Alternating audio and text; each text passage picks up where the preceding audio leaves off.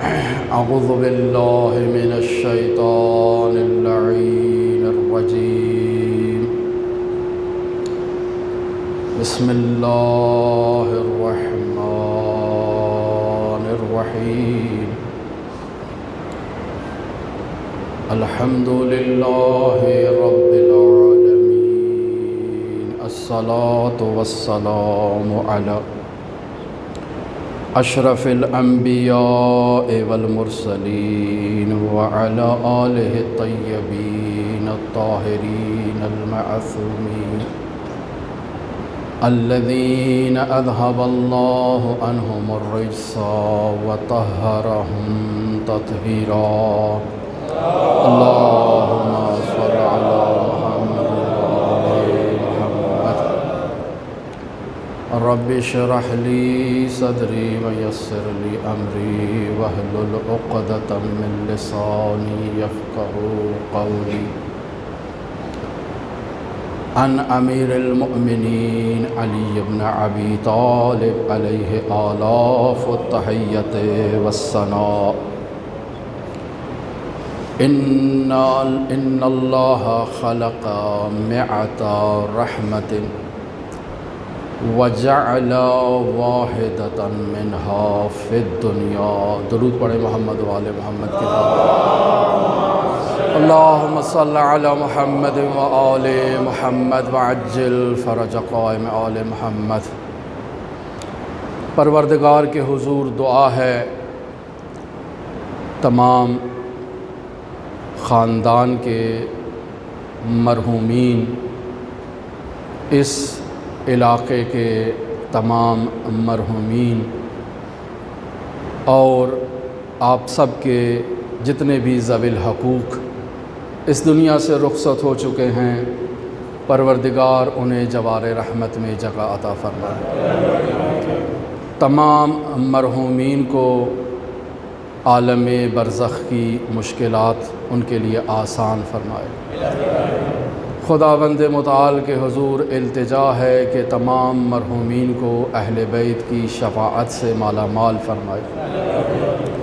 تمام مرحومین کو جنت الفردوس میں اعلیٰ مقام عطا فرمائے۔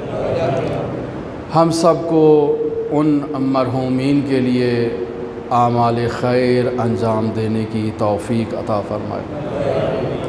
اپنے اپنے مرحومین کو یاد کرتے ہوئے وہ مرحومین جنہیں کوئی یاد کرنے والا نہیں، تمام مرحومین کو مد نظر رکھتے ہوئے بلند تر درود پڑھیں۔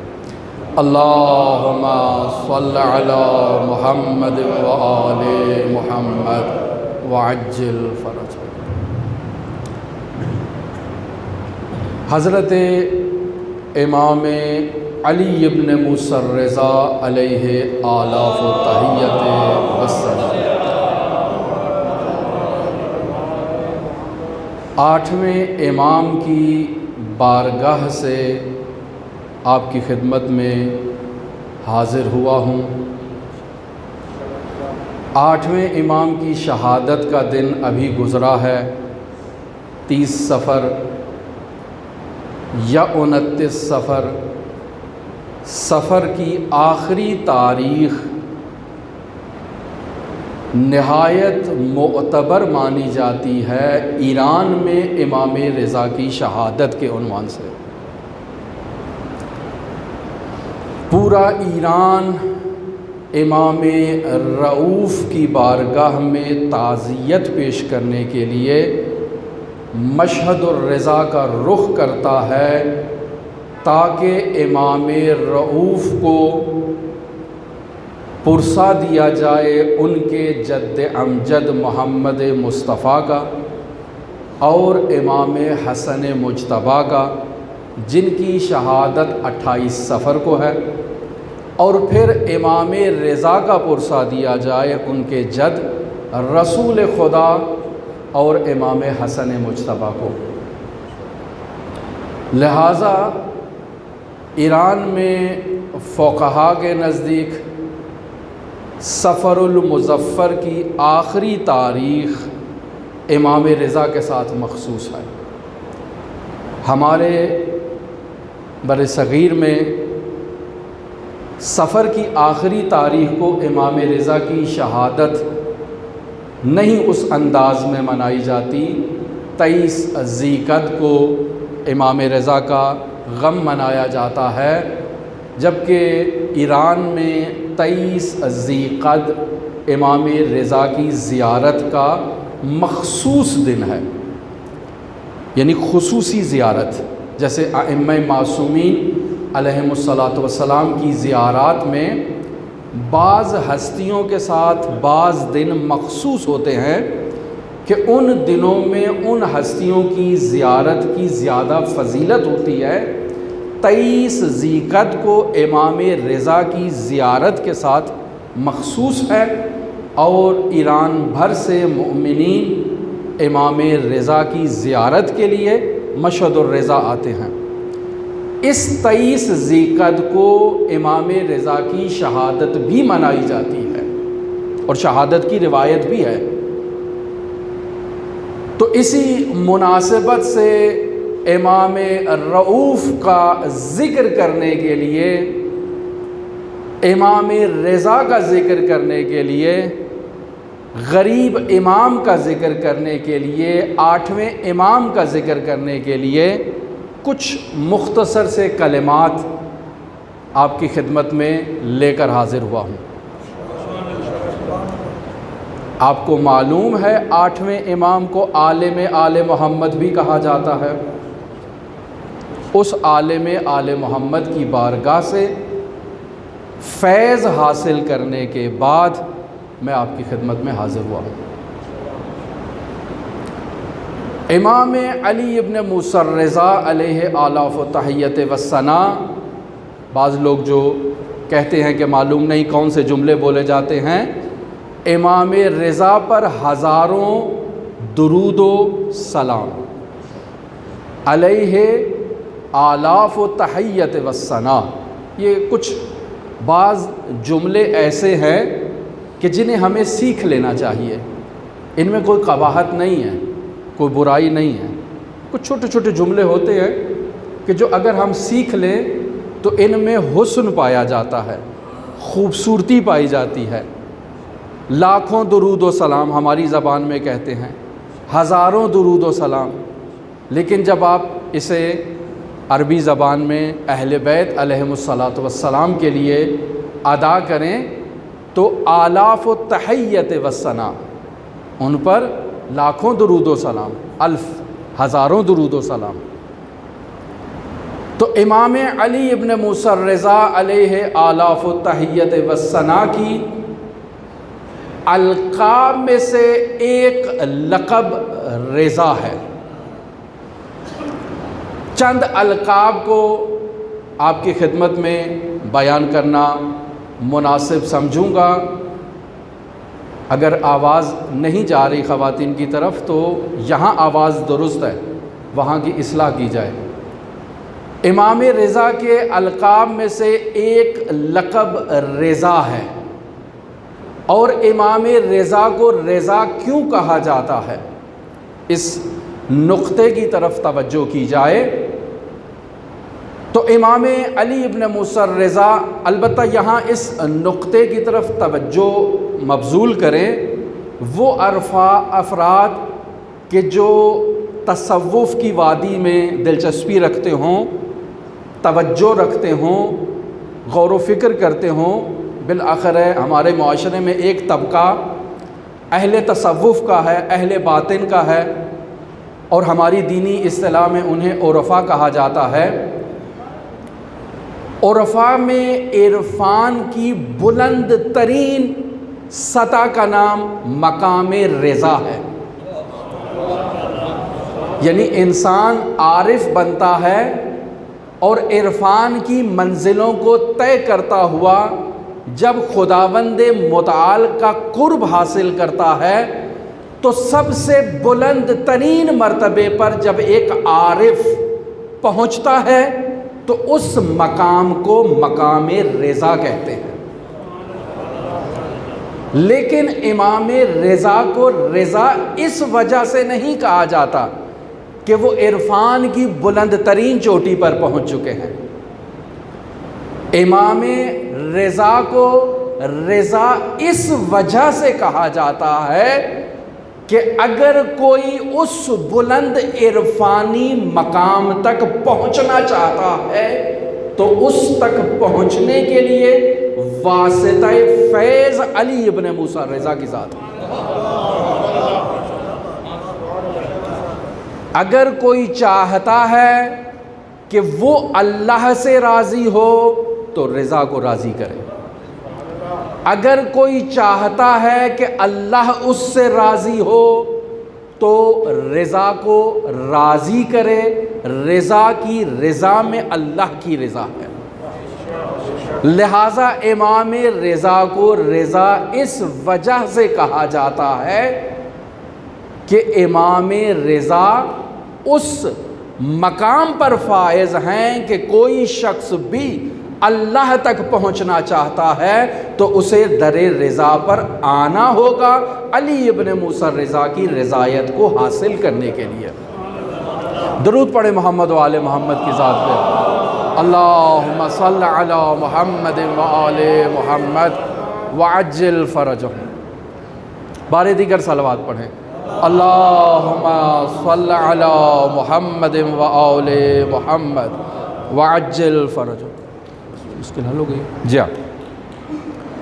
یہاں امام علی ابن موسیٰ رضا کے القاب میں ایک لقب رؤوف ہے، رأفت اور رحمت، دو ایسے الفاظ ہیں کہ جو خداوند متعال کے اسماء کا حصہ بھی ہیں۔ یہاں ایک نقطہ کھولتا چلوں جس کی طرف اشارہ کرتا چلوں کہ اللہ کے اسماء ہیں، وَلِلَّهِ الْأَسْمَاءُ الْحُسْنَى فَادْعُوهُ بِهَا۔ اللہ کے لیے کچھ اسماء ہیں، آپ نے اللہ کو خطاب کرنا ہے، پکارنا ہے تو ان اسماء کے ذریعے سے اللہ کو خطاب کیا جا سکتا ہے، پکارا جا سکتا ہے۔ یہاں ایک سوال پیدا ہوتا ہے کہ اللہ کے وہ تمام اسماء جو اللہ کے اسم ہیں، کیا ان اسماء کو آل محمد کے لیے استعمال کیا جا سکتا ہے؟ ایک سوال ہے۔ نام اللہ کا ہے، امام کو اس نام سے خطاب کیا جا سکتا ہے یا نہیں کیا جا سکتا؟ یہاں ایک کلی ضابطہ فقہا کی طرف سے بیان ہوتا ہے، ایک قاعدہ کلی کہ جو تمام حاضرین کے لیے مفید، ایک فارمولہ استعمال کیا جاتا ہے، اور وہ فارمولہ یہ ہے کہ اگر اللہ نے اپنا کسی نام کو ان ہستیوں کے لیے استعمال کیا ہو تو ہم اسے استعمال کر سکتے ہیں، اس میں کوئی حرج نہیں ہے۔ اللہ نے استعمال کیا ہے، آپ بھی استعمال کر لیں۔ اور اگر کوئی ایسا نام اللہ کا ہے، کلام معصوم میں کسی معصوم کے لیے استعمال ہوا ہے تو آپ اسے بھی استعمال کر سکتے ہیں، یہ ایک فارمولہ ہے۔ کچھ اسماء اللہ کے ایسے ہیں جو اللہ کی ذات کے ساتھ مختص ہیں، کسی دوسرے کے لیے استعمال نہیں ہوئے، وہ اللہ کے ساتھ مخصوص ہیں۔ اور کچھ اللہ کے اسماء ایسے ہیں کہ جو اللہ کی ذات کے ساتھ مخصوص نہیں ہیں، انہیں استعمال کیا جا سکتا ہے، لیکن چونکہ کلام نور میں ان کا ذکر نہیں ہے لہٰذا علماء احتیاط برتتے ہیں اور ان کلمات کو استعمال نہیں کرتے، لیکن یہ بھی کہتے ہیں کہ ان کلمات سے آل محمد کو مخاطب قرار دینے میں کوئی مشکل نہیں ہے، لیکن چونکہ کلام نور میں نہیں ہے، قرآن میں نہیں ہے، لسان عطرت سے بیان نہیں ہوئے ہیں، لہٰذا ہم وہاں پر توقف کرتے ہیں۔ لیکن جن اسامی کو اللہ نے استعمال کیا ہو، عطرت نے استعمال کیا ہو، ان اسامی کو استعمال کرنے میں کوئی مشکل نہیں ہے۔ گھبرا تو نہیں گئے، میں کوئی مشکل بات نہیں کر رہا ہوں، آسان سی بات کر رہا ہوں، اور کوشش کروں گا کہ مزید آسان الفاظ میں باتوں کو آگے لے کر چلوں۔ اگر کہیں الفاظ کی مشکل ہو بس اوقات میری زبان میں کچھ ایسے الفاظ آ جاتے ہیں جو تھوڑا وزنی ہوتے ہیں، کہا جائے ثقیل، تھوڑا وزنی الفاظ ہیں، تو آپ ذکر کر دیں، مسئلہ نہیں ہے، میں اس کو آسان اللفظ میں ڈھالنے کی کوشش کروں گا اور آسان انداز میں آپ کی خدمت میں پیش کرنے کی کوشش کروں گا۔ درود پڑھے محمد و آل محمد کے ساتھ، اللہم صل علی محمد و آل محمد۔ تو اللہ کے ناموں میں سے دو نام، ایک رحیم اور ایک رؤوف۔ اللہ رحیم بھی ہے، رؤوف بھی ہے، دونوں کا معنی ایک ہی ہے، مہربانی کرنا، کرم نوازی کرنا، غریب پروری کرنا، احسان کرنا، شفقت کرنا، یہ سب اس کے معانی ہیں۔ ان دو ناموں کو اللہ نے اپنے حبیب کے لیے استعمال کیا ہے۔ محمد مصطفیٰ کے لیے یہ دو نام استعمال ہوئے ہیں، پس فارمولے کے تحت آل محمد کو رؤوف بھی کہا جا سکتا ہے، رحیم بھی کہا جا سکتا ہے، اس میں کوئی مذائقہ نہیں ہے، یہ آپ کہہ سکتے ہیں۔ لیکن یہ ہستیاں ایسی نورانی ہستیاں ہیں کہ اسماء الہی میں سے ہر ذات نے اپنے لیے ایک اسم کو خاص کر رکھا ہے، یا اللہ نے ان ہستیوں کو ایک اسم سے ایسا نوازا ہے کہ اس اسم کی تجلی ان ہستیوں میں سے ایک خاص ہستی میں زیادہ ابھر کے آتی ہے۔ اور ائمہ معصومین علیہم الصلاۃ میں امام رضا میں رضا کی تجلی زیادہ ہے اور رأفت و رحمت کی تجلی زیادہ ہے، لہٰذا ائمہ معصومین میں رسول خدا کو رؤوف کہا گیا، اور رسول خدا کے بعد امام رضا 8ویں امام کو امام رؤوف کہا گیا۔ اور کس نے کہا؟ امام رضا کے فرزند نے اپنے والد کی زیارت کرتے ہوئے بابا کو مخاطب کیا، السلام علی الامام الرؤوف، اے میرے امام رؤوف آپ پر میرا سلام ہو۔ پس کلام نور میں بھی آ گیا کہ امام رضا امام رؤوف ہیں۔ سوال پیدا ہوتا ہے کہ رؤوف اور رحمت دو کلمے مختلف ہیں لیکن معنی ایک ہے، تو یہاں کیا پیچیدگی پائی گئی؟ دو کلمے کیوں استعمال کیے گئے؟ ایک ہی کلمہ کافی تھا، کسی پر مہربانی کرنا، کسی پر شفقت کرنا، کسی پر احسان کرنا، کسی پر عطوفت کا مظاہرہ کرنا، کسی سے اچھا برتاؤ کرنا، اچھی رفتار کرنا، اچھی طرح سے کسی کے ساتھ پیش آنا، یہ سب کلمات رأفت اور رحمت کے معانی کو بیان کرتے ہیں اور اسی کی تجلی کو ظاہر کرتے ہیں۔ پس امام رضا رؤوف بھی ہیں، رحیم بھی ہیں، تو سوال یہ پیدا ہوتا ہے ہم دو کلموں کا استعمال کیوں کریں؟ صرف ایک ہی کلمہ یہاں کافی تھا۔ تو یہاں مفسر قرآن علامہ محمد حسین طباطبائی رحمۃ اللہ علیہ، جانتے ہیں آپ انہیں؟ مفسر قرآن علامہ طباطبائی کو نہیں پہچانتے؟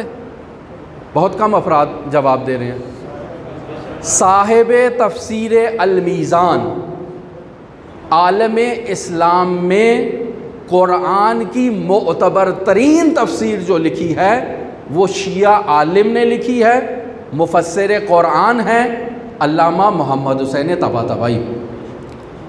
خدا ان کی قبر میں نور عطا کرے، خدا ان کے درجات کو بلند کرے۔ 20 جلدوں پر مشتمل تفسیر المیزان کے مصنف ہیں علامہ طباطبائی۔ بہت ہی نورانی شخصیت ہے علامہ طباطبائی۔ یہاں نقطہ بیان کرتا چلوں، شیعہ علماء آل محمد کی تعلیمات پر عمل کرنے کے نتیجے میں اس بلند مقام پر پہنچے ہیں جس بلند مقام پر منا اہل البیت کے مصادیق سلمان جیسے صحابی پہنچے ہیں۔ لہٰذا میری اور آپ کی یہ ذمہ داری بنتی ہے کہ ہم ان شیعہ مفاخر کو، ایسی ہستیوں کو جن پر افتخار کیا جا سکے، لاعقل ان ہستیوں کے بارے میں تھوڑا سا نالج ہمیں ہونا چاہیے کہ یہ شخصیات کون ہیں۔ چونکہ ان ہستیوں کو اگر آپ پہچان لیں کہ یہ کون سی ہستیاں ہیں تو آل محمد کو نورانی معرفت میں پہچاننے میں بہتر مدد ملے گی۔ علامہ طباطبائی کو معمولی ہستی نہیں ہے تفسیر المیزان والے، بہت جلیل القدر ہستی، اور عرفانیات میں وہ افراد جو تصوف سے واقف ہیں، عرفان سے واقف ہیں، اخلاقیات سے واقف ہے، بہت بلند چوٹی پر فائز ہستی کا نام ہے محمد حسین طباطبائی۔ وہ ہستی کہ جس کو اپنے انتقال کے بعد اپنی قبر کا علم تھا کہ کہاں پر میں نے دفن ہونا ہے، اور باقاعدہ اس نے بیان کیا کہ مجھے حرم حضرت فاطمہ معصومہ میں فلاں نقطے پر دفن کیا جائے، اس جگہ پر دفن کیا جائے۔ جب حرم کی مینجمنٹ کو اطلاع ہوئی کہ علامہ نے وصیت کی ہے کہ مجھے اس جگہ پر دفن کرنا ہے، تو انہوں نے اپنا سارا ریکارڈ کھول کر دیکھا، کہاں یہاں کوئی جگہ موجود نہیں ہے۔ لیکن چونکہ علامہ طباطبائی کی وصیت موجود تھی تو اس جگہ کو کھولا گیا۔ جب اس جگہ کو کھولا تو معلوم ہوا کہ وہ جگہ بالکل تیار ہے اور وہاں ایک شخص دفن ہو سکتا ہے، اور مفسر قرآن کو وہاں حضرت فاطمہ معصومہ کے حرم میں مسجد اعظم کے باہر وہاں دفن کیا گیا۔ بہت جلیل القدر شخصیت، صاحب کرامت شخصیت، اور علمی میدان میں تشیع کے مفاخر میں سے قابل افتخار شخصیت محمد حسین طباطبائی۔ علامہ طباطبائی سے شاگرد نے آ کر سوال کیا کہ بھئی امام رضا کو امام رؤوف کیوں کہتے ہیں، کیا وجہ ہے، یا رحیم اور رأفت میں کیا تفاوت پایا جاتا ہے؟ تو علامہ طباطبائی رحمۃ اللہ علیہ نے فرمایا کہ معنی میں رؤوف اور رحیم دونوں ایک ہی معنی رکھتے ہیں، معنی کے اعتبار سے کوئی تفاوت نہیں ہے، لیکن ایک ظریف سا نقطہ پایا جاتا ہے۔ رؤوف اسے کہتے ہیں کہ جو بیچارے افراد کی مدد کرتا ہے، درماندہ فرد کی مدد کرتا ہے، ایسے فرد کی مدد کرتا ہے جس کا مدد کرنے والا کوئی نہیں ہوتا، اس کی مدد کرتا ہے۔ جبکہ رحیم اس ہستی کو کہا جاتا ہے جو اس کی بھی مدد کرتا ہے جس کی کوئی مدد کرنے والا نہ ہو، اور اس کی بھی مدد کرتا ہے جس کی سب مدد کرتے ہیں۔ یہ ایک تفاوت ہے معنی رؤوف میں اور معنی رحیم میں، اور امام رضا علیہ السلام ان دونوں معانی کا مظہر ہے، اظہار کر رہے ہیں۔ کسی نے مفسر قرآن علامہ طباطبائی سے پوچھا، چلو ٹھیک آپ نے بات بتا دی، ہمیں سمجھ آ گئی رؤوف کسے کہتے ہیں، رحیم کسے کہتے ہیں، یہ سمجھ آ گئی، لیکن اب بتائیں امام رضا کے ناموں میں امام رضا کو رؤوف زیادہ کیوں کہا جاتا ہے، اس کی کیا وجہ ہے؟ کہا باقی تمام امام معصوم رأفت کی تجلی ہیں، لیکن امام رضا رأفت کی ایسی تجلی ہے کہ ہر کوئی اسے محسوس کرتا ہے، حس کرتا ہے کہ وہ رأفت کی آغوش میں آ چکا ہے۔ اس وجہ سے امام رضا کو امام رؤوف کہتے ہیں۔ آپ لوگوں کو زیادہ بور نہیں کرتا، خداوند متعال کا ایک فارمولہ ہے قرآن مجید میں، اور خداوند متعال کہتا ہے کہ ہم نے اے حبیب آپ کے لیے بہترین قصص کو بیان کیا ہے وحی کی صورت میں، تاکہ یہ افراد جو غفلت میں مبتلا ہیں انہیں غفلت سے خارج کیا جائے۔ تو اگر علماء کے حالات زندگی میں کچھ ایسے واقعات کہ جو کسی کرامت سے کم نہ ہوں، اگر ان کا ذکر کر لیا جائے تو شاید امام رضا کی رأفت کو جاننے میں تھوڑا مدد مل جائے۔ درود پڑھیں محمد و آل محمد کی ذات پر، اللہم صل علی محمد و آل محمد وعجل فرجہم۔ میں سب سے پہلے اللہ کے نبی حضرت موسیٰ علی نبینا علیہ آلاف و تحیت و ثنا سے ایک واقعہ نقل کرتا ہوں آپ کی خدمت میں، تاکہ رأفت اور رحمت ان دو چیزوں کا ہمیں علم ہو جائے کہ اگر یہ رحمت موجود نہ ہو اللہ کی طرف سے تو پھر کیا واقعہ ہوگا۔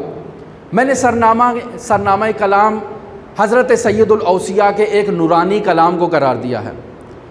حضرت امیر المؤمنین فرماتے ہیں کہ اللہ نے رحمت کے 100 اجزاء خلق کیے، 100 جز پر مشتمل ہے اللہ کی رحمت، اور ان 100 اجزاء میں سے صرف ایک جز، صرف ایک اللہ نے اس دنیا میں بھیجا ہے۔ پس 99 اللہ کے پاس ہیں، ایک اللہ نے اس دنیا میں مجھے، آپ کو اور سب مومنین کو ایک جز عطا کیا، اور ایک جز کی تجلی ہمیں اللہ نے دکھائی ہے، لیکن 99 باقی اجزاء کے ساتھ یہ جز 100 کے 100 اجزاء کی تجلی آل محمد علیہ الصلوۃ والسلام۔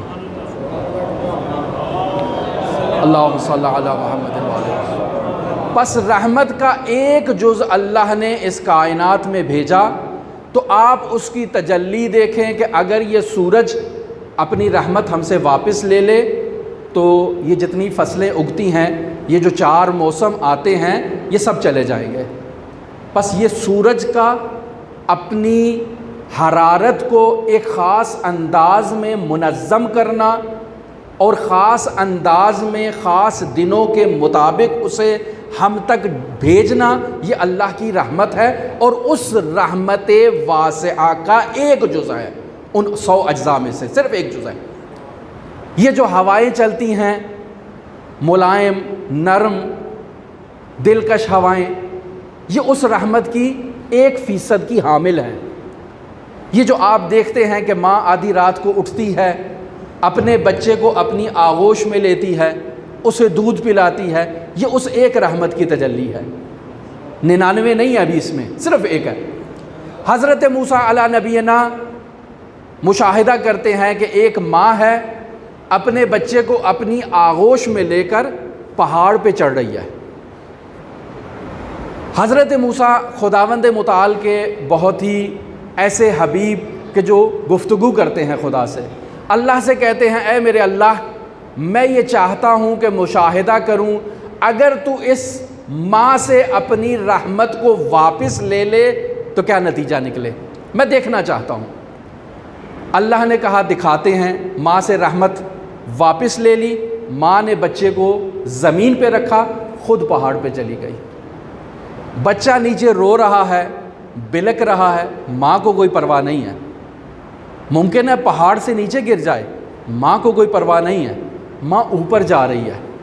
اور جیسے ہی حضرت موسیٰ اس منظر کو، اس کرب کے منظر کو مشاہدہ کرتے ہیں تو اللہ سے تقاضا کرتے ہیں اے میرے اللہ، اس کو اپنی رحمت واپس عطا کر دے۔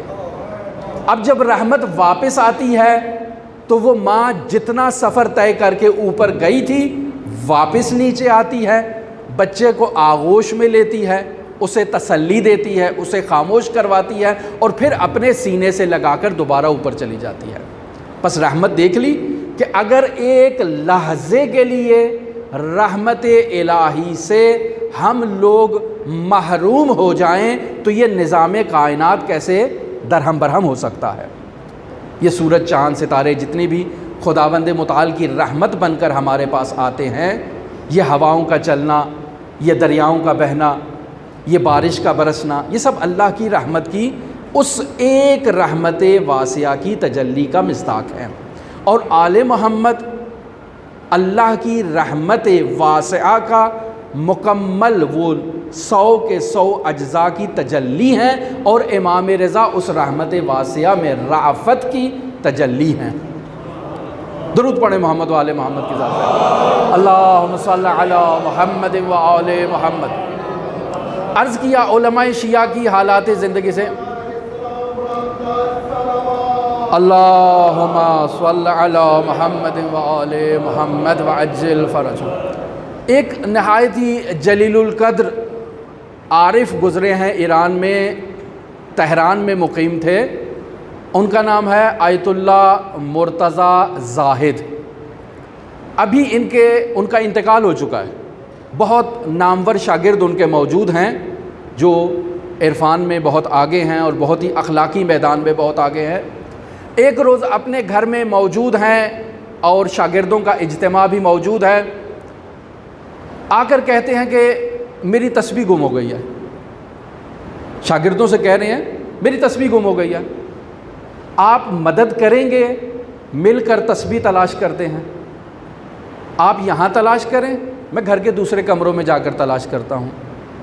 شاگرد کمرے میں تسبیح تلاش کرنا شروع ہو گئے اور استاد ہیں جو دوسرے کمرے میں چلے گئے ہیں۔ کچھ دیر کے بعد آئے ہیں اور گریہ فرما رہے ہیں، رو رہے ہیں۔ کہا تسبیح تو مل گئی ہے، اچھا پھر رونے کی وجہ کیا ہے؟ کہا رونے کی وجہ یہ ہے کہ آج یہ تسبیح گم ہوئی ہے تو اللہ نے مجھے درس دیا ہے کہ اے مرتضیٰ زاہد، اگر ہماری رحمت واسعہ تمہارے اوپر نہ ہو تو تم اپنی ایک تسبیح بھی سنبھال نہیں سکتے، تم اپنی ایک تسبیح سنبھالنے کی بھی طاقت نہیں رکھتے ہو۔ یہ ہماری رحمت ہے جس نے تمہارے اوپر اپنا سایہ کیا ہوا ہے اور تم ہماری رحمت کے بدولت اپنی روزانہ زندگی کے معاملات کو مینجمنٹ کر رہے ہو۔ یہ اگر ہم لے لیں تو تم ایک تسبیح بھی نہیں سنبھال سکتے۔ یہ مجھے آج اس تسبیح کے گم ہونے سے معلوم ہوا۔ پس ایک رحمت کی وہ تجلی جو اللہ کی اس کائنات میں ہے، اور اللہ کی یہ ہستیاں کہ جو اللہ کی رحمت واسعہ کی تجلی ہیں، ان کی ہستیوں سے امام رضا کی اس رحمت کے کچھ نمونے آپ کی خدمت میں بیان کرنا چاہتا ہوں۔ درود پڑھے محمد و آل محمد، اللہم صل علی محمد و آل محمد۔ ایران میں ایک نہایت ہی عظیم الشان مرجع تقلید اس وقت زندہ ہیں کہ جن کی عمر 100 سال کے قریب ہے یا شاید کراس کر چکی ہے۔ شیخ الفقہاء آیت اللہ وحید خراسانی۔ آیت اللہ وحید خراسانی کتنے لوگ جانتے ہیں؟ نہیں جانتے؟ ان کی تقلید ہوتی ہے اور بہت ہی عظیم الشان مرجع تقلید ہے۔ اگر درس خارج دیں تو 600 سے زائد فقہاء درس میں بیٹھتے ہیں۔ اگر درس دیں تو آج کل تو کہولت سن کی وجہ سے درس پڑھانا چھوڑ دیا ہے۔ آیت اللہ سیستانی سے بھی عمر میں زائد ہے اور اس وقت مراجع میں وہاں ایران کے جو مراجع ہیں علمی اعتبار سے بلند ترین سطح پر فائز ہیں۔ یہ اس واقعے کو نقل کرتے ہیں، امام رضا کی چونکہ رحمت اور رافت کا ذکر ہو رہا ہے، نقل کرتے ہیں میری جوانی کا عالم ہے اور میں مشہد الرضا میں اپنے استاد سے درس لیتا ہوں اور میرے استاد کا نام ہے آیت اللہ حبیب اللہ گلپائگانی۔ بہت ہی معروف عارف ہیں یہ استاد بھی۔ تو آیت اللہ وحید خراسانی کہتے ہیں کہ میں نے 20 سال اپنے اس استاد آیت اللہ حبیب اللہ گلپائگانی سے درس لیا ہے اور میرے استاد کی تمام زندگی میں روٹین یہ ہوا کرتی تھی جو میں نے ان کی زندگی دیکھی ہے۔ وہ روٹین یہ ہوتی تھی کہ قدیم زمانے میں امام رضا کے حرم کو بند کر دیا جاتا تھا، رات کے وقت حرم بند، حضرت معصومہ کے حرم کو بھی بند کر دیا جاتا تھا۔ لیکن اب جب سے انقلاب اسلامی ایران کامیاب ہوا ہے، امام رضا کا حرم 24 گھنٹے کھلا رہتا ہے، کسی وقت بھی آپ جائیں، وہاں زائرین کی کمی نہیں ہوتی ہے، ہر وقت زائرین کی ایک بہت کثیر تعداد وہاں زیارت کر رہی ہوتی ہے، حتیٰ لوگ نماز تہجد پڑھ رہے ہوتے ہیں اور مشہد الرضا کے امام جمعہ وہیں نماز تہجد پڑھ رہے ہوتے ہیں اور بہت عظیم المرتبت شخصیات وہاں موجود ہوتی ہیں۔ ابھی آج کل کی یہ پوزیشن ہے، لیکن قدیم زمانے میں دروازہ بند کر دیا جاتا تھا۔ تو یہ آیت اللہ حبیب اللہ گلپائگانی آغا وحید خراسانی کے بقول میں نے 40 سال انہیں دیکھا ہے کہ وہ اپنا مصلی امام رضا کے مین دروازے پر جو انٹرنس ہے وہاں بچھا کر نماز تہجد پڑھا کرتے تھے۔ اور جب ان سے پوچھا کہ آپ کا یہاں نماز تہجد پڑھنے کا فلسفہ کیا ہے، فرماتے یہاں نماز تہجد اس لیے پڑھتا ہوں کہ جیسے ہی یہ دروازہ کھلے میں پہلا زائر ہوں امام رضا کا، اور سب سے پہلے جا کر امام رضا کی زیارت کروں۔ یہ آیت اللہ حبیب اللہ گلپیگانی بیمار ہو جاتے ہیں، اور ایسے بیمار ہوتے ہیں کہ اب اطباء اور ڈاکٹر ان کے علاج سے گویا کہ مایوس ہو چکے ہیں، ہاسپٹل میں موجود ہیں، امام رضا کے حرم کی طرف رخ کر کے کہتے ہیں کہ یا امام رضا، میں 40 سال آپ کے حرم کے باہر آپ کے حرم کا دروازہ کھلنے کا انتظار کرتا رہا، اور میں آپ کا پہلا زائر ہوں 40 سال تک۔ آج میں یہاں اس عالم میں پڑا ہوں، کیا آپ میری کوئی مدد نہیں کریں گے؟ صرف یہ جملہ امام رضا کو مخاطب قرار دیا۔ کہتے ہیں کہ عالم مکاشفہ میں نے مشاہدہ کیا کہ امام رضا اپنے تخت پر تشریف فرما ہیں، تبسم کر رہے ہیں میرا یہ جملہ سن کے، اور مجھے کہتے ہیں کہ قریب آؤ۔ امام رضا کے اطراف میں بہت سارے پھول موجود ہیں، امام رضا ایک پھول کو اتارتے ہیں اور مجھے وہ کہتے ہیں کہ یہ پھول مجھ سے لے لو۔ آیت اللہ حبیب اللہ کہتے ہیں کہ میں نے اپنا دایاں ہاتھ بڑھایا اور امام رضا سے اس پھول کو دریافت کر لیا اور عالم مکاشفہ سے باہر آ گیا۔ نہایت ہی درد کا عالم ہے، نہایت ہی کرب کا عالم ہے، چونکہ بیمار ہے اور امام رضا سے توسل کر رہا ہے۔ اب یہ کہتے ہیں کہ جیسے ہی وہ دایاں ہاتھ میں نے اپنے سینے پر رکھا تو میرے سینے سے درد ختم ہو گیا۔ مجھے معلوم ہوا کہ امام علی ابن موسیٰ الرضا نے میرے اس دائیں ہاتھ میں شفا دے دی، لہٰذا اپنے جسم میں جس جگہ مجھے درد محسوس ہو رہا تھا میں نے اس جگہ اس ہاتھ کو پھیرا، میرے جسم سے درد ختم ہو گیا۔ اور اس دن سے آج تک جو بھی مریض میرے پاس آتا ہے وہ لا علاج مریض ہوتا ہے، میں اس کے سر پہ ہاتھ پھیرتا ہوں، اسے شفا مل جاتی ہے۔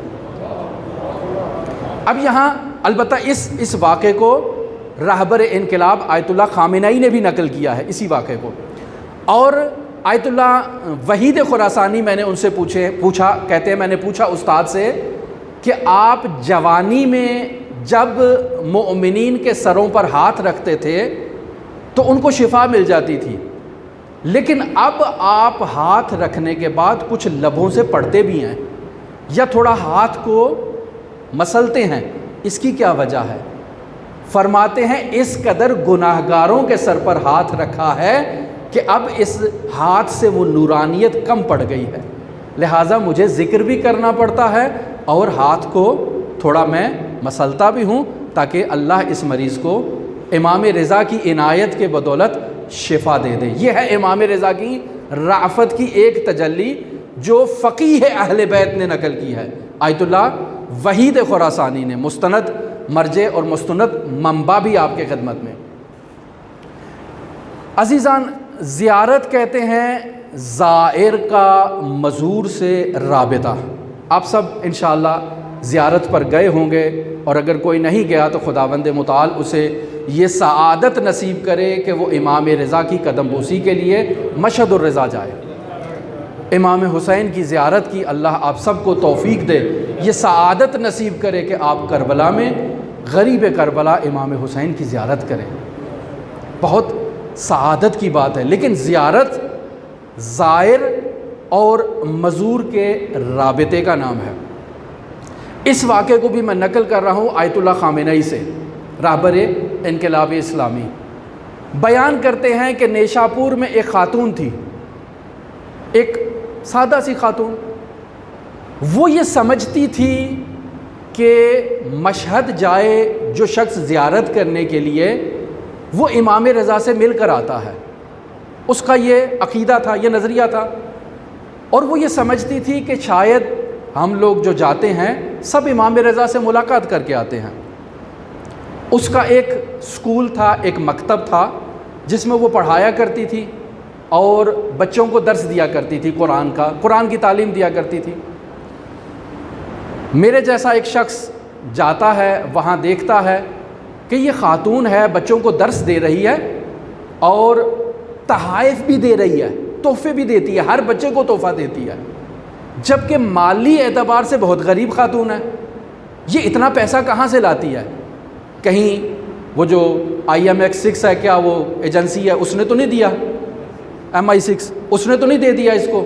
ہمارے آج کل مومنین کو یہ بہت شبہ ہونا شروع ہو جاتا ہے کہ وہاں سے پیسے آ رہے ہیں، نزدیک نہیں جاتے کہ شاید مولا کی کوئی عنایت ہو گئی ہو، نہیں وہاں سے آیا ہوگا۔ تو مولانا کے ذہن میں خیال آ گیا کہ شاید کہیں پتہ نہیں کہاں سے لاتی ہے۔ اس سے پوچھا تو کہا مولا رضا سے لے کر آتی ہوں، مولا دیتے ہیں، میں ان سب بچوں کو تحفے تحائف دیتی ہوں۔ اچھا مولا آپ کو دیتے ہیں؟ مجھے تو دیتے ہی نہیں ہیں، آپ کو مولا کی بہت ہی زیادہ۔ کہا میں جب بھی جاتی ہوں مولا مجھے دیتے ہیں۔ اچھا چلو آج میں دیکھ لیتا ہوں مولا تمہیں کیسے دیتے ہیں۔ کہا یہ زیارت کے لیے گئی تو یہ مولانا پیچھے سے چھپ چھپ کے پیچھا کر رہے ہیں کہ دیکھتے ہیں کہ ماجرا ہوتا کیا ہے۔ تو یہ پرانے زمانے کی بات ہے، اس وقت حرم میں وہ حصار نہیں کھینچی گئی تھی کہ خواتین کو الگ کر دیا جائے، مردوں کو الگ کر دیا جائے، جا کر زیارت کریں۔ تو یہ مولانا کہتے ہیں کہ میں نے دیکھا یہ آئی حرم میں چلی گئی ہے اور بیٹھ ہی گئی ہے، واپس ہی نہیں آ رہی ہے، اور کافی دیر کے بعد یہ باہر نکلی ہے تو میں آگے پہنچ جاتا ہوں۔ اچھا جی بتائیے کہاں سے؟ مولا سے مل کر آئی ہوں۔ اچھا کیا ہوا وہاں پر، اتنی دیر کیوں لگائی؟ کہا امام رضا بہت زیادہ سوال کر رہے تھے، گاؤں کے ایک ایک بندے کے بارے میں مجھ سے سوال کیا، ایک ایک بچے کے بارے میں سوال کیا، اس کی تعلیم کے بارے میں مجھ سے سوال کیا، میری تشویق کی، میری حوصلہ افزائی کی۔ اچھا پیسے بھی دیے؟ ہاں یہ دیکھو نا یہ پیسے مولا نے تو دیے ہیں مجھے، وہ پیسے بھی دکھائے۔ اچھا نہایت تعجب۔ پھر کہا تم بھی تو جاؤ نا امام رضا سے، امام رضا سے آپ بھی لے لو۔ پس وہ جب بھی آتی تھی خود امام سے ملتی تھی اور خود امام سے لے کر جاتی تھی، اور اس کا یہ تصور تھا کہ جتنے بھی آتے ہیں وہ شاید امام ہی سے مل کر جاتے ہیں۔ امام رضا اپنے زائرین کے ساتھ ایسے رأفت کا مظاہرہ بھی کرتے ہیں۔ درود پڑھے محمد و آل محمد کے ساتھ، اللہم صلی علی محمد و آل محمد۔ تھک تو نہیں گئے ہیں؟ میں چونکہ واقعات بیان کر رہا ہوں تاکہ آپ لوگ تھکے بھی نہیں، اور امام رضا کی رأفت کی تجلی بھی آپ کے سامنے میں پیش کر دوں کہ امام رضا ائمہ معصومین میں رأفت کی تجلی ہے۔ امام رضا علیہ السلام 8ویں امام مشہد میں جو موجود ہے، امام غریب آیت اللہ شیخ حسن علی نخودخی اصفہانی، ایک بہت عظیم شخصیت۔ کسی نے نام سنا ہے؟ نہیں سنا؟ یہی ہمارے لیے ایک لمحہ فکریہ ہے کہ ہم اپنے محسنوں کے نام نہیں جانتے، اور ایک اصطلاح آپ کی خدمت میں بیان کرتا ہوں پھر ان افراد کے لیے کہ جو تصوف اور عرفان میں دلچسپی رکھتے ہیں۔ ایک کلمہ ہے قبض، اس کلمے کو سنا ہے؟ نہیں سنا؟ قبض معمولاً لوگوں کو ہو جاتی ہے، لوگ بیمار ہوتے ہیں، پیٹ خراب مشکل میں ہو جاتے ہیں، اسے کہتے ہیں قبض۔ لیکن علم عرفان میں بھی ایک اصطلاح ہے جسے قبض کہتے ہیں اور بسط کہتے ہیں۔ یہ ہاتھ کی مٹھی بند ہو گئی، یہ ہے قبض، یہ ہے کیفیت قبض، یہ کھل گئی، یہ ہے بسط۔ یہ آسان الفاظ میں آپ کی خدمت میں پیش کر رہا ہوں۔ انسان کی زندگی میں بھی یہ کیفیت موجود ہے قبض کی۔ دو بھائی ہیں آپس میں لڑ پڑے ہیں، زندگی میں قبض آ گئی ہے، کاروبار تھا برکت ختم ہو گئی، والدین سے ناراض ہو گئے، قبض کی کیفیت آ گئی، وہ جو برکت تھی وہ ختم ہو چکی ہے، والدین اس دنیا سے رخصت ہو چکے ہیں، ان کے لیے فاتحہ نہیں کرتے ہیں، ذکر خیر نہیں کرتے ہیں، قبرستان نہیں جاتے ہیں، قبض کی کیفیت آ گئی۔ یہ اکثر آپ لوگ اس میں مبتلا ہیں، میں بھی اس میں مبتلا ہوں۔ گھروں میں کبھی بھی کوئی مشکل دیکھیں تو کیفیت قبض کی طرف متوجہ ہوں، کہ زندگی میں کہیں گرہ آ چکی ہے، اس گرہ کو تلاش کریں اور اسے کھولیں، اگر نہیں کھولیں گے اس میں شدت آ جائے گی۔ وہ فرد جو قبض کی کیفیت میں مبتلا ہوتا ہے، اگر اس کے ہاتھ میں سونا بھی دے دیا جائے تو وہ اسے کوئلے میں تبدیل کر دے گا، اس سے برکت ختم ہو چکی ہے۔ تو انسان کی زندگی میں ایسی کیفیت آتی ہے، انسان کو توسل کرنا چاہیے، انسان کو اہل بیت سے توسل کرنا چاہیے، اپنے والدین سے اچھا رابطہ قائم کرنا چاہیے، بھائیوں سے، بہنوں سے، عزیز و اقارب سے، خاندان میں کسی کے ساتھ بھی اگر رنجش ہے تو یہ قبض کی کیفیت آپ کی زندگی میں آئے گی اور آپ کو اس کا اندازہ بھی نہیں ہوگا۔ اور کافی ایک تفصیلی موضوع ہے، اس پر اگر خدا نے توفیق دی تو تفصیلی اس کو تشریح کیا جا سکتا ہے روایات اہل بیت کی روشنی میں۔ مثلا خداوند متعال کہتا ہے لا تقل لہما اف، ماں باپ کو اف نہ کہو۔ اگر اف کہا تو کیا ہوگا؟ آق والدین کا اقل ترین مرتبہ اف کہنا ہے، اور آق والدین اس کو خداوند متعال کوئی مقام نصیب نہیں کرتا ہے، یہ اقل ترین مرتبہ اف کہنا ہے۔ اور بڑے مراتب آپ خود اندازہ لگا لیں، کوئی گالی دیتا ہے، کوئی مارتا ہے، کوئی گھر سے نکال دیتا ہے، یہ سب مراتب ہیں۔ اور پھر آتے ہیں وہ تعویذ لکھنے والے کے پاس کہ بھئی ہمیں کچھ لکھ دو، گھر میں مشکل آ گئی ہے۔ بھئی مشکل تو آپ نے خود گرہ لگائی ہے، یہ گرہ جب تک نہیں کھلے گی اس تعویذ کا اثر بھی نہیں ہوگا، یہ یقینی بات ہے۔ یہ مسلمات میں سے ہے جسے عرفائے شیعہ بیان کرتے ہیں، یہ مسلمات میں سے میں فارمولہ آپ کی خدمت میں بیان کر رہا ہوں۔ اسی قبض کی کیفیت میں سے ایک کیفیت ہے انسان اپنے محسن علماء کو نہ پہچانے، شخصیات کا نام ذکر کیا جائے، انسان کہے نہیں معلوم کون ہے، نہیں معلوم کون ہے، یہ انسان کی زندگی میں قبض کی کیفیت لاتا ہے۔ تو اس کیفیت سے بچنے کے لیے انسان کو اپنی معلومات کے دائرے میں وسعت لانا ہے۔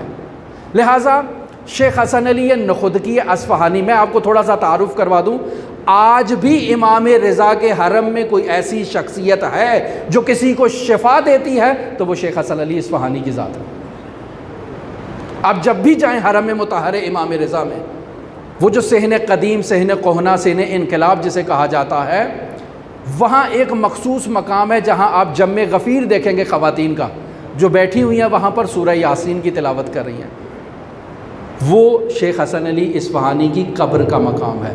امام رضا کی زیارت کے بعد جو زائر کا شرف امام رضا کے حرم میں ملا ہے وہ شیخ حسن علی اصفہانی کو ملا ہے۔ وہاں لوگ یاسین پڑھتے ہیں، ان کی زندگی کی مشکلات حل ہو جاتی ہیں، مسائل حل ہو جاتے ہیں۔ یہ امام رضا کے ساتھ ایک نہایت ہی خاص رابطے والے مجتہد تھے، عالم تھے، فقیہ تھے۔ یہ عالم بیان کرتے ہیں اپنی زندگی کا واقعہ۔ درود پڑھیں محمد و آل محمد کی ذات پر، اللہم صل علی محمد و آل محمد۔ شیخ حسن علی اصفہانی کہتے ہیں کہ میں مشہد الرضا میں زندگی گزارنے کے بعد اب فیصلہ کرتا ہوں کہ مجھے نجف چلے جانا چاہیے۔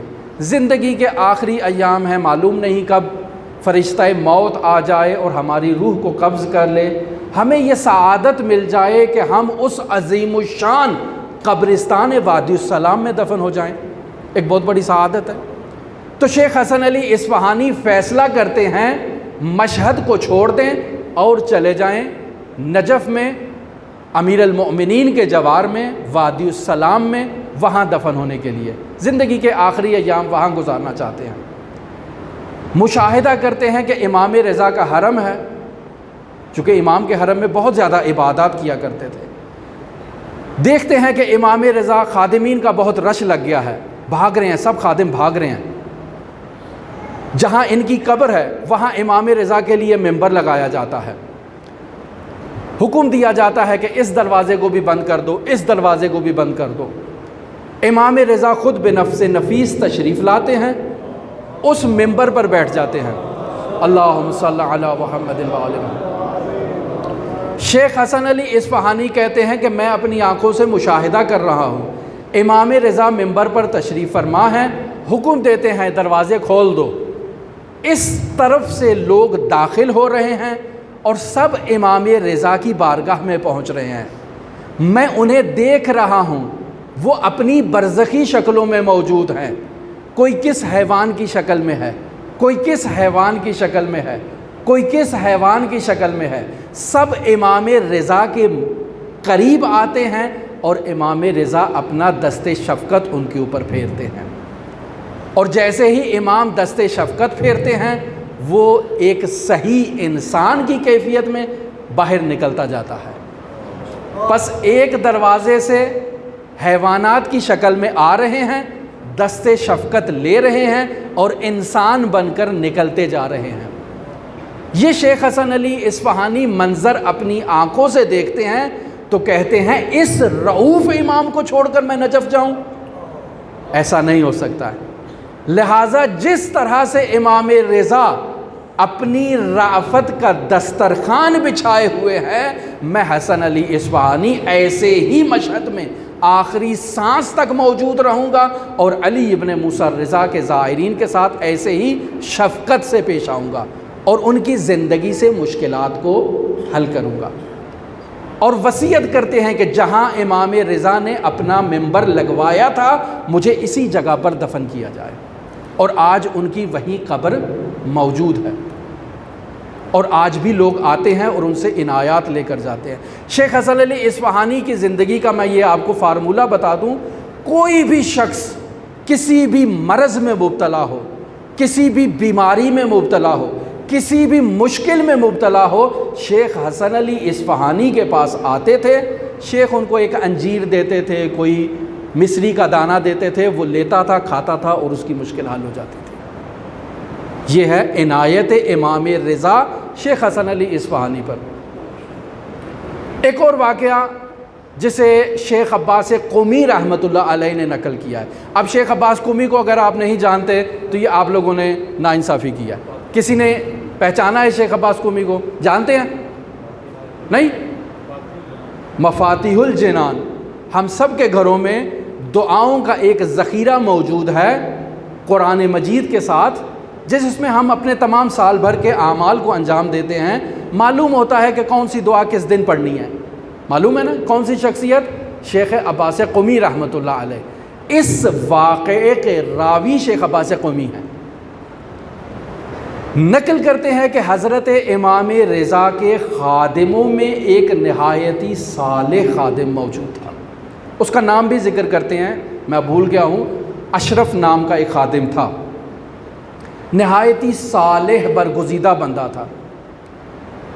شیخ عباس قمی اس کے لیے لکھتے ہیں کہ وہ حرم مطہر سے، جہاں دارالحفاظ ہے، جہاں لوگ بیٹھ کر قرأت کرتے ہیں قرآن مجید کی، وہاں سے وہ شخص اٹھتا ہے کہ میں اپنا وضو جا کر دوبارہ تجدید کر کے آتا ہوں، پھر امام رضا کے زائرین کی خدمت کروں گا۔ وہاں سے نکلتا ہے، صحن کہنے صحن انقلاب میں آتا ہے، آتے ہی مکاشفے کا عالم کھل جاتا ہے، اس کے لیے باب مکاشفہ کھل جاتا ہے۔ کیا مشاہدہ کرتا ہے یہ اشرف نامی خادم امام رضا؟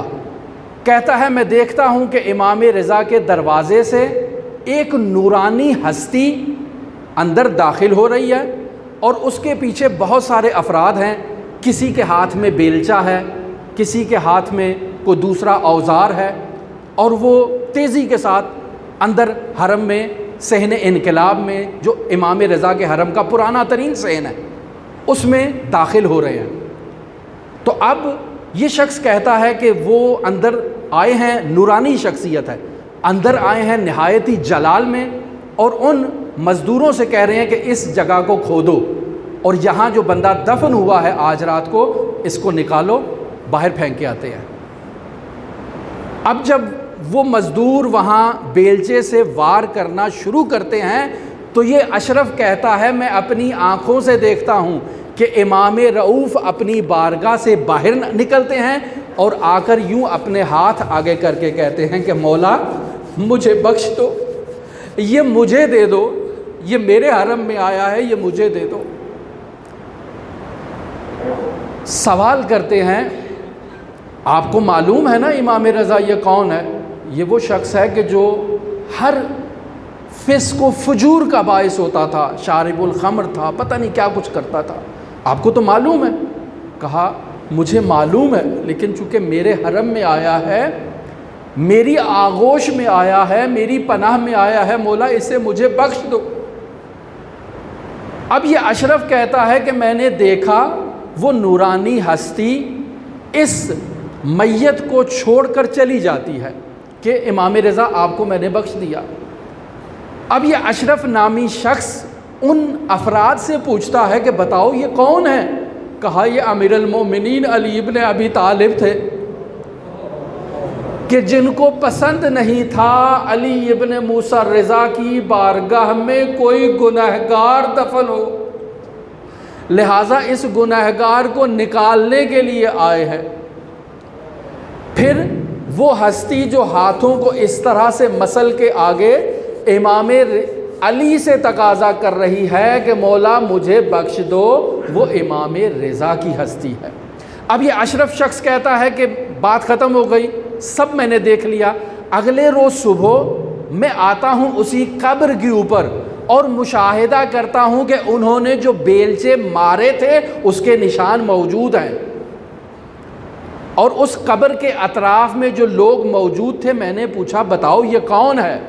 کہا یہ بہت ہی فاسق انسان تھا، لیکن اس نے زندگی کے آخری ایام میں وصیت کی تھی کہ مجھے امام غریب کے حرم میں دفنانا، اور ہم اس کی وصیت کے مطابق یہاں لے آئے۔ تو اب آپ امام رؤوف کی رافت کو دیکھیں کہ گنہگار ترین شخص بھی ہے، امیر المؤمنین اسے باہر نکالنے کے لیے آئے ہیں، لیکن امام رضا کہہ رہے ہیں کہ مولا اسے مجھے بخش دو، یہ میرے حرم میں آیا ہے، میری پناہ میں آیا ہے، مجھ علی رضا کو اس بات سے شرم آتی ہے کہ کوئی مجھ سے پناہ مانگے اور میں اسے پناہ نہ دوں۔ کس قدر رؤوف امام، کس قدر عظیم الشان اور عظیم المرتبت رافت کی تجلی امام علی رضا، اور ہم امام علی ابن موسیٰ رضا کی رافت، کرم نوازی اور عنایت کی طرف توجہ نہ کریں۔ عزیزان، اگر امام رضا کی رافت کے قصے بیان کرنا شروع کر دوں آپ کے سامنے تو عزیزان یہ مجلس تو کیا ایسی ہزاروں مجلسیں ہوں وہاں رافت کا دروازہ بند نہیں ہوتا، یہ قصے بھی بند نہیں ہو سکتے، واقعات بھی بند نہیں ہو سکتے۔ یہ سچے واقعات ہیں جنہیں مستند علماء نے، مستند فقہا نے، جلیل القدر فقہا نے نقل کیا ہے۔ کوئی عام بازاری قصے تو بیان نہیں کر رہا ہوں، وہ فقہا جن سے ہم دین کے مسائل کو اخذ کرتے ہیں، ان مستند جلیل القدر فقہا نے یہ واقعات نقل کیے ہیں۔ شیخ عباس قمی کو معمولی شخصیت نہیں ہے جو اس واقعے کے ناقل ہیں اور اس واقعے کے راوی ہیں۔ درود پڑھے محمد و آل محمد کی ذات۔ اللہم صلی علی محمد و آل محمد وعجل فرجہم۔ امام رضا علیہ آلاف و تحیت و ثنا کی رافت کا ایک اور واقعہ آپ کی خدمت میں نقل کر کے میں یہ گفتگو ختم کرتا ہوں کہ امام علی ابن موسیٰ رضا واقعاً رافت کی تجلی ہے۔ تھک گئے ہیں تو میں ختم کروں، مصائب میں تکمیل کی جائے بات کو اور آگے نکالا جائے گفتگو کو۔ مرحوم آیت اللہ شیخ محمد تقی بہجت فومنی رحمۃ اللہ علیہ نہایت ہی گراں قدر فقی، خداوند متعال ان کی قبر کو نورانی کرے، خداوند متعال ان کے درجات کو عالی سے متعالی کرے۔ اس کو تو جانتے ہوں گے انشاءاللہ، آیت اللہ بہجت کو تو پہچانتے ہیں۔ نہایت ہی جلیل القدر فقی ہیں، تشیع میں جلیل القدر عارف، جلیل القدر فقی۔ عزیزان، تشیع کے علماء کا تعارف کروانے کا ایک سلسلہ میں نے شروع کیا ہوا ہے، اگر آپ لوگوں کو توفیق ہو تو رابطہ کیجیے گا، بتاؤں گا، ہمارے وہ موجود ہیں دروس وغیرہ۔ امام رضا کی رافت کا ایک نمونہ آپ کی خدمت میں یہ بیان کروں کہ مجھے تقریباً 28 سال سے کم و بیش عرصہ امام رضا کی بارگاہ کے جوار میں ہو گیا ہے، اور اس مدت میں امام رضا کی رأفت کے ایسے مظاہر دیکھے ہیں کہ جنہیں اگر بیان کیا جائے تو وقت نہیں ہے۔ اور گرمیوں کی چھٹیوں میں ہمارے فقہا علماء گرمیوں کی چھٹیاں گزارنے کے لیے مشہد الرضا آتے ہیں امام رؤوف کی بارگاہ میں زیارت کرنے کے لیے۔ انہی فقہا میں آیت اللہ شیخ محمد تقی بہجت فومنی کی ہستی بھی ہیں، اور ان کی روٹین ہے کہ جب بھی وہ مشہد تشریف لاتے تھے تو وہ حرم کا ایک طواف کمپلیٹ کیا کرتے تھے، ہر روز مکمل طواف، اس کہولت سن کے باوجود، اور تمام اعمال انجام دیا کرتے تھے جو ان کی روٹین تھی اور ساری زندگی کی روٹین تھی آیت اللہ بہجت کی، اور ہم نے انہیں اپنی آنکھوں سے مشاہدہ کیا، اور یہ ایک افتخارات میں سے ہے کہ ہم نے تشیع کے ایسے گراں قدر عارف کی زیارت کی ہے اور ان سے فیض حاصل کیا ہے کہ جو خود ایک سلسلہ جلیلہ تشیع سے وابستہ ہے، اور مرحوم علی قاضی طباطبائی کے شاگردوں میں ایک گراں قدر شاگرد ہے آیت اللہ شیخ محمد تقی بہجت فومنی رحمۃ اللہ علیہ کی ذات۔ روٹین ہوا کرتی تھی، وہاں سے آتے تھے، زیارت کرتے تھے، زیارت عاشوراء، زیارت جامع کبیرہ، ہر روز ان دو زیارتوں کو امام رضا کی بارگاہ میں ضرور قراءت کیا کرتے تھے، اور اس کہولت سن کے باوجود لوگ تھک جاتے تھے، وہ کھڑے ہو کر اپنی زیارت کمپلیٹ کیا کرتے تھے، اور پھر بیٹھ جاتے تھے اور بیٹھ کر اپنی زیارت کو کمپلیٹ کیا کرتے تھے، اور پھر جب باہر خارج ہوتے تھے تو جو فقہا وہاں موجود تھے، شیخ حسن علی اصفہانی کے ہاں فاتحہ کیا کرتے تھے، مرحوم شیخ حر عاملی کے ہاں فاتحہ کیا کرتے تھے، اور پھر اس کے بعد وہاں سے حرم سے خارج ہو جایا کرتے تھے۔ تو عزیزان محترم، خلاصہ عرض کروں کہ ایسے جلیل القدر فقہا نے ایسے جلیل القدر امام رضا کی رأفت کے نمونے بیان کیے ہیں کہ جنہیں اگر بیان کیا جائے تو ہمارے پاس سننے کی، بیان کرنے کی اور وقت کی توان نہیں ہے، وگرنہ امام رضا کی رأفت کا دروازہ آج بھی کھلا ہے، آج بھی زائرین جا رہے ہیں اور امام رضا کی رأفت کی تجلی کو مشاہدہ کر رہے ہیں اپنی آنکھوں سے۔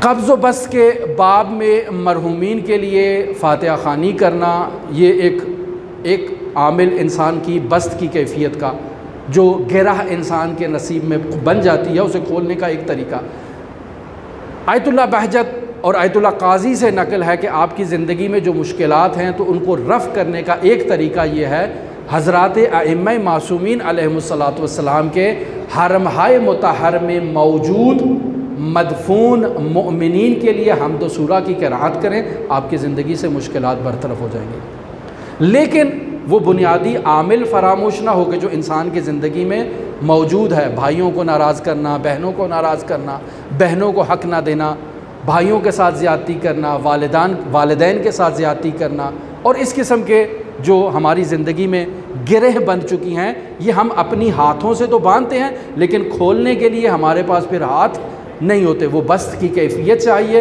اور اس کیفیت کے لیے ہمیں اپنے گریبان میں جھانکنا ہے، اور انہی مسائل میں سے ایک یہ ہے کہ مرحومین کے لیے حمد و سورہ کی قرأت کی جائے، ائمہ اہل بیت سے توسل کیا جائے تاکہ انسان کی زندگی سے ایسی مشکلات برطرف ہوں۔ امام علی ابن موسیٰ الرضا علیہ آلاف التحیہ والتحیۃ والثناء غریب الغرباء ہے، امام غریب ہیں، امام مظلوم ہیں۔ امام رضا کو غریب کیوں کہا جاتا ہے؟ جہاں وجوہات بیان کی، مختلف علماء نے وجوہات بیان کی، وطن سے دور ہیں اس وجہ سے غریب ہیں، ایک وجہ یہ بھی بیان کی جاتی ہے غریب کی، ایک وجہ غربت کی یہ بیان کی جاتی ہے چونکہ اپنے خاندان سے دور ہیں، غریب ہیں، اور ایک وجہ یہ بیان کی جاتی ہے کہ امام رضا وہ امام اور معصوم ہستی ہے کہ جس کی امامت پر شبہات زیادہ وارد کیے گئے، زیادہ شبہے، زیادہ اعتراض کیے گئے، اور امام کے دروازے سے لوگ دور ہوتے گئے۔ کسی نے امام زین العابدین تک امامت کو انحصار کیا تو امام رضا سے دور ہو گیا، کسی نے امام صادق تک امامت کو منحصر کیا اور راستہ منحرف کر لیا تو امام رضا سے دور ہو گیا، کوئی امام موسیٰ کاظم تک امامت کو لے کر آیا اور آگے راستہ تبدیل کر لیا، امام رضا کو امام نہیں مانا۔ تو امام رضا اس وجہ سے غریب ہیں کہ بہت سے مؤمنین امام تک نہیں پہنچ سکے۔ ایک وجہ امام کی غربت کی یہ بیان کی جاتی ہے، اور امام رضا کی غربت مظلومیت ایسی مظلومیت ہے کہ وطن سے دور ہیں۔ سب سے زیادہ امام کی امامت پر اعتراضات اور شبہات کیے گئے ہیں، لیکن وہ وقت آتا ہے جب امام رضا کو مجبور کیا جاتا ہے کہ نانا سے رخصت طلب کرے۔ ایک غریب کربلا ہے کہ جو نانا سے رخصت ہوتے ہوئے بے چینی کا اظہار کر رہے ہیں، اور ایک امام غریب رضا اور غریب طوس ہیں جو اپنے جد امجد سے جدا ہوتے ہوئے بے چین ہیں، اور دونوں کی بے چینی میں مماثلت بھی پائی جاتی ہے۔ سید الشہداء آتے ہیں نانا کے پاس، نانا سے کہتے ہیں نانا میں بہنوں کو ساتھ لے کر جا رہا ہوں، یہ مظلومیت ہے۔ امام غریب آتے ہیں، آ کر کہتے ہیں نانا بہنوں کو چھوڑ کر جا رہا ہوں۔ وہ امام کہ جس کی بہنیں تعداد میں زیادہ ہیں لیکن آخری وقت کوئی بہن موجود نہیں، جو امام غریب کے اس آخری لمحات میں امام غریب کو سہارا دے، امام غریب کے اس آخری لمحات میں امام غریب پر عزاداری کرے۔ لہٰذا امام حسین نانا سے رخصت ہو کر یہ کہہ رہے ہیں کہ نانا میں ان مخدرات عصمت و طہارت کو ساتھ لے کر جا رہا ہوں، ان کے ساتھ کیا ہونا ہے نانا یہ تو معلوم ہے، نانا میری شہادت بھی یقینی ہے، ان مخدرات عصمت و طہارت کی اسارت بھی یقینی ہے۔ دوسرے امام غریب آ رہے ہیں اور آ کر کہتے ہیں نانا میں اپنی پاکیزہ بہنوں کو آپ کے حوالے کر کے جا رہا ہوں، لالا میں نے واپس نہیں آنا، یہ میرا سفر آخرت ہے۔ امام رضا کی رخصت کا یہ عالم ہے، نانا سے رخصت ہوتے ہیں، الوداع کہتے ہیں، حرم سے باہر آتے ہیں، پھر دوڑ کے نانا کی قبر اطہر کو آغوش پہ لے لیتے ہیں۔ چند مرتبہ ایسا ہوتا ہے کہ امام رضا مفارقت کرتے ہیں، باہر جاتے ہیں اور پھر واپس آتے ہیں اور آ کر تڑپ کے اپنے نانا کی اس قبر کو اپنی آغوش میں لے لیتے ہیں کہ نانا میں جا رہا ہوں، واپس نہیں آئے گا امام رضا۔ اور پھر جب رخصت ہوتے ہیں نانا سے تو امام رضا اپنے گھر کی مخدرات کو جمع کرتے ہیں، کہتے ہیں آؤ ہلکا بناؤ، میں رضا وسط میں ٹھہرتا ہوں، آؤ مجھ پر عزاداری کرو۔ رضا نے واپس نہیں آنا، یہ علی ابن موسیٰ رضا کا آخری سفر ہے۔ تنہا امام جس نے اپنی زندگی میں اپنی عزاداری کروائی اور باقاعدہ مخدرات سے کہا کہ مجھ پر عزاداری کرو، رضا کا آخری سفر ہے، واپس نہیں آئے گا۔ اور پھر ان عزاداروں میں 12,000 دینار امام رضا نے تقسیم کیے کہ یہ آپ نیاز کے طور پر مجھ سے لے لیں۔ اور پھر امام رضا اپنے جواد کو لیتے ہیں، نانا کے حرم مطہر میں جاتے ہیں، نانا کی قبر اطہر سے جواد کو لگاتے ہیں اور نانا سے کہتے ہیں مولا جد امجد یہ تقی آپ کے حوالے ہے، میں رضا جا رہا ہوں، واپس نہیں آؤں گا، میرے جواد کا خیال رکھیے گا۔ اور وہ وقت آ گیا، ابا سلط کی روایت آپ کی خدمت میں بیان کروں۔ ابا سلط ہروی امام رضا کا خاص صحابی نقل کرتا ہے، امام رضا لعین کے دربار میں جب بھی جاتے تھے اور اگر تنہائی میں جاتے تھے اور جب واپس آتے تھے میں مشاہدہ کرتا تھا مولا رضا کے چہرے پر خاک ہوتی تھی، مجھے محسوس ہوتا تھا شاید یہ میرے مولا کے ساتھ کوئی جسارت کرتا ہے، کوئی مولا کی خدمت میں گستاخی کرتا ہے، جو رضا مولا کا چہرہ خاک آلود ہوتا۔ اب ابا صلت حروی کہتا ہے مولا رضا مجھے کہتے ہیں کہ مامون نے مجھے بلایا ہے، ابا صلت دیکھ لو، اگر میں وہاں سے باہر نکلوں میرے سر پہ ابا موجود ہو تو مجھ سے کلام نہ کرنا، اور اگر میرے سر پر ابا نہ ہو تو ابا صلت میرے قریب آ جانا۔ ابا صلت کہتے ہیں میں دعا کر رہا ہوں اے میرے مالک، علی رضا اندر گئے ہیں، کاش ابا سر پر نہ ہو، میرے مولا سالم واپس آ جائے۔ لیکن وہ وقت آیا، میں نے دیکھا علی رضا باہر آ رہے ہیں، سر پر ابا موجود ہے، میں نے کلام نہیں کیا، امام رضا کے پیچھے چل پڑا۔ میں دیکھتا ہوں میرے مولا رضا کبھی دائیں کی طرف جھکتے ہیں، میں بڑھ کے سہارا دیتا ہوں، کبھی بائیں کی طرف جھکتے ہیں، میں بڑھ کے سہارا دیتا ہوں۔ یہ حالت میں تبدیلی رونما ہوئی، یقیناً میرے مولا کے ساتھ کوئی انہونی ہو گئی، کوئی ایسا واقعہ ہو گیا جو رضا مولا خود کو نہیں سنبھال پا رہے۔ مجھے اطمینان ہو گیا کہ اب انا للہ و انا الیہ الراجعون کی کیفیت ہے۔ مولا رضا گھر آتے ہیں، ابا صلت سے کہتے ہیں دروازوں کو بند کر دیا جائے۔ میں نے دروازے بند کر دیے، امام رضا اپنے کمرے میں تشریف لاتے ہیں، لیٹتے ہیں، میں نے بستر بچھایا تو علماء نقل کرتے ہیں کہ امام رضا نے کہا اٹھا لو، میں چاہتا ہوں اپنے جد حسین کی طرح زمین پر اس دنیا سے رخصت ہوں اور مماثلت قائم کروں ابا عبداللہ سے۔ لہٰذا اس کیفیت میں امام رضا کہتے ہیں ابا صلت میرا جواد آئے گا، میرا 8 سالہ فرزند آئے گا، میرے غسل و کفن کا انتظام کرے گا۔ ابا صلت کہتے ہیں میں نے دیکھا ایک نوجوان شہزادہ گھر کے اندر داخل ہوتا ہے، میں سوال کرتا ہوں کون ہو، کیسے آ گئے، دروازے تو بند تھے۔ کہنے والا کہا کہ اے ابا صلت حروی، جو ہمیں مدینہ سے لا سکتا ہے وہ بند دروازے بھی کھول سکتا ہے۔ آئے، اپنے بابا کو آغوش میں لیا، عزاداری کی، غسل کیا، نماز پڑھائی۔